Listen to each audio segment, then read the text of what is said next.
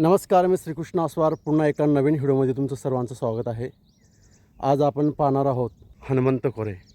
तर हे स्थान कसे आहे, कुठे आहे याची संपूर्ण माहिती आपण बघणार आहोत.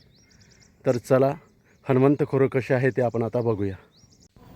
हनुमंत खोरा हे स्थान जळगावमधील उत्तर महाराष्ट्र विद्यापीठच्या मागे पाळधी बांबोरी टाकरखेडा या गावाच्या परिसरात असलेल्या डोंगराच्या खोऱ्यातील एक अतिशय निसर्गरम्य व हनुमंतरायाचे जागृत ठिकाण आहे. तर चला आता आपण हनुमंतरायाच्या मंदिराकडे जाऊया. जळगावहून उत्तर महाराष्ट्र विद्यापीठच्या मागे आल्यानंतर कच्च्या रस्त्याने काही अंतर पुढे गेल्यावर समोरच आपल्याला एक बोर्ड दिसतो. हे बघा, इथे हा बोर्ड आहे आणि बोर्डावरती हनुमंत खोऱ्याकडे जाणाऱ्या रस्त्याच्या दिशेने बाण दर्शवलेला आहे. तर चला आता आपण या रस्त्याने हनुमंत खोऱ्याकडे जाऊया. हा रस्ता आपल्याला थेट पवित्र हनुमान खोऱ्याकडे घेऊन जातो. या रस्त्याने प्रवास करताना दोन्ही बाजूंनी दाट हिरवीगार झाडे आपल्याला स्वागत करताना दिसतात. निसर्गाच्या सानिध्यातून जाणारा हा रमणीय रस्ता मनाला शांतता आणि प्रसन्नता देतो आणि झाडामधून वाहणारा थंडगार वारा, पक्ष्यांचा मधुर किलबिलाट आणि सभोवतालचे हिरवेगार वातावरण पाहून एक वेगळाच आनंद आपल्याला या ठिकाणी मिळतो. तर बघा, आता आपण पार्किंगपर्यंत येऊन पोहोचलो आहे. या ठिकाणी भाविक गाड्या लावतात. हे बघा, इथे गाड्या उभ्या आहेत आणि पार्किंगपासून पुढे हनुमान खोऱ्यात खाली उतरण्यासाठी येथे ह्या सिमेंटच्या पायऱ्या आहेत. या सर्व पायऱ्या उतरून आपल्याला खाली हनुमान खोऱ्याकडे जावे लागते. चला आता आपण या पायऱ्या उतरून खाली हनुमान खोऱ्याकडे जाऊया.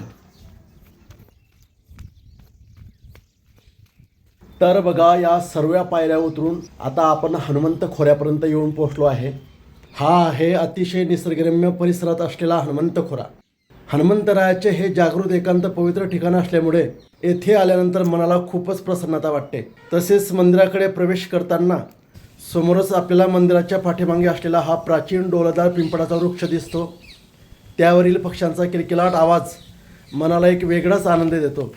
तर चला आता आपण हनुमंतरायाच्या मंदिराकडे जाऊया आणि हनुमंतरायाचे दर्शन घेऊया.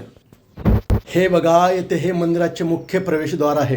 पूर्वी मंदिराला हे प्रवेशद्वार नव्हते, पण आता येथे मंदिराचे नूतनीकरणाचे काम चालू असल्यामुळे नवीनच हे प्रवेशद्वार बांधण्यात आले आहे. या प्रवेशद्वारातून मंदिराच्या आतमध्ये शिरताच उजव्या बाजूला झोपलेल्या मारुतीचे मंदिर आहे. हे बघा, इथे झोपलेल्या मारुतीचे मंदिर आहे. हे झोपलेले मारुती आहेत. मारुतीरायांना नमस्कार करूया.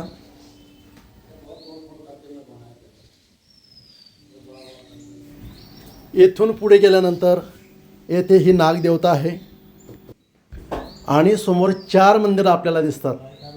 एक गणपतीचे मंदिर आहे, एक शंकराचे मंदिर आहे, एक महादेवाचे मंदिर आहे आणि एक शनिदेवाचे मंदिर आहे. तर हे बघा, हे येथे गणपतीचे मंदिर आहे. गणपती बाप्पाला नमस्कार करूया. आणि श्री गणपतीच्या मंदिराच्या बाजूला येथे हे हनुमंतरायाचं मुख्य मंदिर आहे.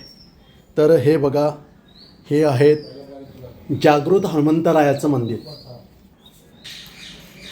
हनुमंतरायाचं दर्शन घेऊया. पवनपुत्र हनुमान की जय. आणि बाजूला हे येथे श्री महादेवाचे मंदिर आहे. येथे बघा, हे नंदी महाराज आहेत आणि समोर हे महादेवाचे शिवपिंड आहे. श्री महादेवाला नमस्कार करूया.